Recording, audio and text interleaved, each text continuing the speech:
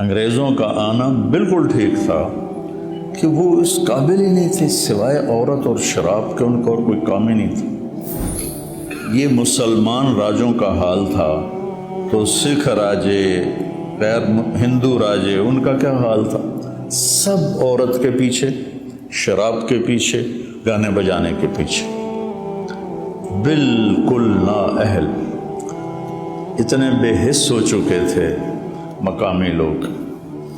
اور پھر 1799 میں ٹیپو سلطان شہید کر دیے تو انہوں نے کہا اب ہندوستان ہمارا ہے، سارے ہندوستان پہ قابض ہو گئے، مقامی لوگوں کو اپنی فوج میں شامل کر کے۔ ٹیپو سلطان پہ جب حملہ کیا تو حیدرآباد کا نظام کم بخت انگریز فوج کے ساتھ مل کے ٹیپو پہ حملہ آور ہوا۔